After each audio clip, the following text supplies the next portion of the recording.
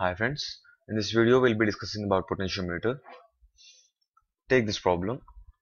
I have a battery here and I want to find its EMF. Now you may ask me, just do it taking a voltmeter here. Of course, many will do this, but the problem here is voltmeter doesn't give you the EMF. It just gives you the potential difference across the terminals of the battery or the cell.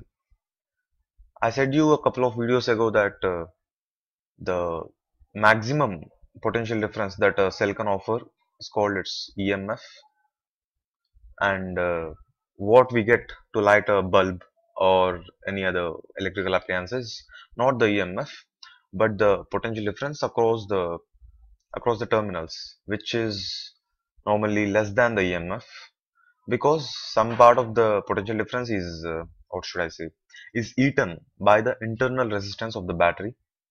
So the formula is E minus IR is equal to V, where V is the potential difference that we can use to light our bulb or anything. EMF is the maximum potential difference that a cell or battery can offer. I is the current passing through the battery, and R is the internal resistance of the battery.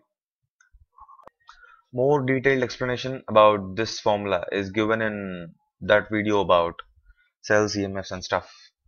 Okay, now hope you understood this star marked formula.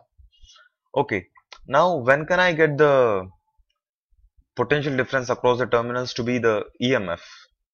It's possible if the current passing through the battery is zero, right? Observe carefully. This is my circuit. I have an external source of potential difference, and this is what your potentiometer looks like. Actually, this is a single wire because that is very long. In reality, it is somewhere 5 to 10 meters in length. Because it is very long, it is arranged in this way so that it occupies less space. Now, let this be some V, external source V. I'll name these points. Let this point be A. Okay. Now, I'll connect a cell whose EMF I want to know from A, and from here I'll take a galvanometer, and here is my jockey. I'll move this jockey on this wire which is twisted. I'll keep moving till I get zero deflection in galvanometer. Okay, what does that mean? If there is zero deflection in galvanometer, that means that no current is passing through this jockey or galvanometer. I mean that the current I here is zero. Okay, now when will it be zero? It will be zero only when the potential difference across these two terminals will be equal to the potential difference across this point A and the null point which you get. Say it is N. Okay, hope everything is clear till now. What is the potential difference between A and N now? All this twisted wire is uniform in cross-sectional area, so the resistance is proportional to the length.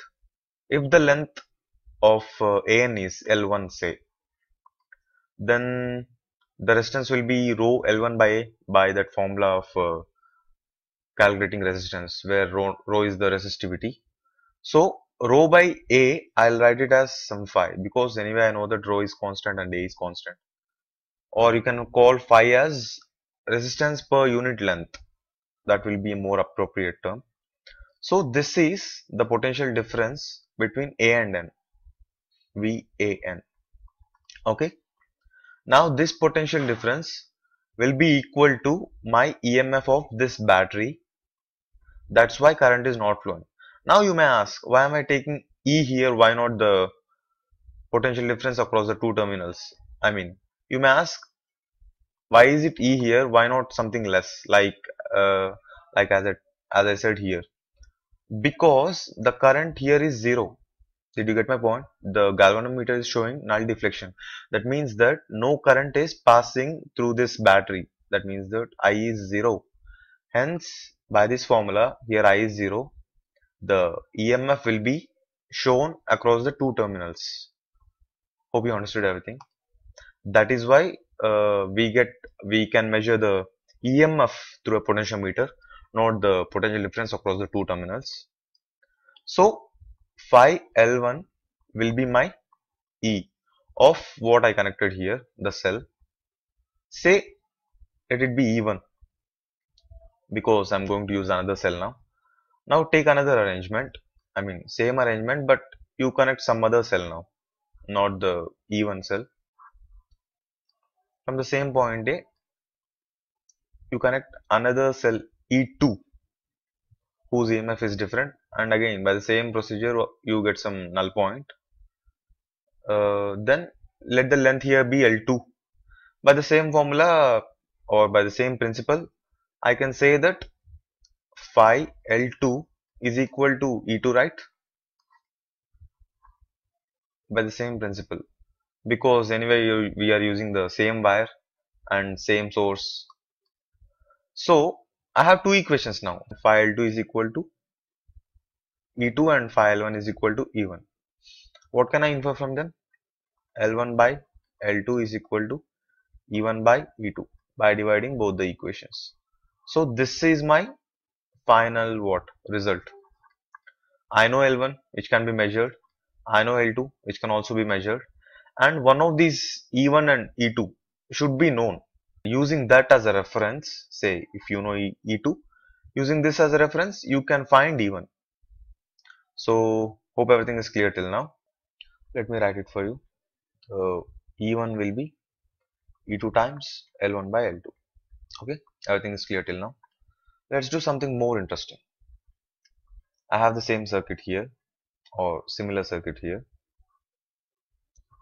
Now what I'll do, I'll connect a battery here or I'll connect a cell here, but I'll allow some current to pass through it. Why? See this? I'll also connect some other resistance here parallel to the cell. Say it is R0. And of course, I have a galvanometer here. Because I have this R0 parallel to this cell, definitely some current is going to pass through this cell. Now, why am I allowing this current to pass through this cell? Because now I don't want to find the EMF, I want to find the internal resistance of this cell. Yes, using potentiometer, you can also find the internal resistance. Let me take one equation from the previous calculation, that is E1 is equal to pi L1. Okay, now this potential difference across these 2 points A dash B dash is not the EMF now, because some current is passing through this battery, so you have some potential eaten. So now the potential difference between A dash and B dash is, say, some V. It is going to be equal to what? Same, because your galvanometer is showing zero deflection, and say your new length here is L2, not the L2 of previous one. This is some other L2. So the potential difference now will be phi L2. Okay, and check this loop here. I'm applying what? Kirchhoff's loop law. What can I get here? E1 minus IR, which is the internal resistance, will be equal to I R0 if I is the current passing in this direction. This is simple by Kirchhoff's loop law. I1 is the EMF, and this is what reduced because of the internal resistance, and this is what you get finally across the resistor R0. You have one equation here, you have another equation here, you have another equation here, and I need something else also. The potential difference across A dash and B dash, I can write it as V is equal to I R0, right? Because this resistor is connected across A dash and B dash. Now I have another equation also. I'll take advantage of these four equations. Let me simplify. This phi L2 can be written as I R0 from these two equations, and next what I'll do, from this equation I can write E1 as I of R plus R0, and From this equation, I can be written as phi L2 by R naught, right? And that I'll put in this equation. I mean, take I using this equation 3 and put it in 4. What I'll get? E1 is equal to R plus R naught of, and I is phi L2 by R naught. Now, I know that from the first equation, E1 is equal to phi L1, right? Equate these both things. You will get phi L1 is equal to R plus R naught into phi L2 by R naught. Phi constants get cancelled, and finally you get R plus R naught is L1 by L2 times R naught. Sending this R naught to the right, I'll finally get the internal resistance to be R naught of L1 by L2 minus 1. So, you know R naught, which is your fixed resistance, the reference you took it to be, and L1 and L2 can be measured. Hence, the internal resistance of the cell can also be measured using a potentiometer. Now, this is not a problem, but pretty much a case, a special case I should say. When can I say that R is equal to R naught? When this term is equal to 1, right? And when will this be equal to 1? When L1 by L2 is equal to 2. So what can we infer from this? Instead of using R naught, you take a rheostat. Now rheostat is something like variable resistance. This is the symbol for it. You can vary the resistance according to your convenience, and vary the resistance to such an extent that your galvanometer shows zero deflection, and you get this condition L1 is equal to 2L2. Adjust your resistance R0 such that your L1 is equal to 2L2. Then what happens? Then you get this one now, R is equal to R0. So finally you can read the internal resistance of the cell directly using your rheostat. This is not a compulsion, but this is what makes it easy. That's it. I'll end this video by saying two very important points.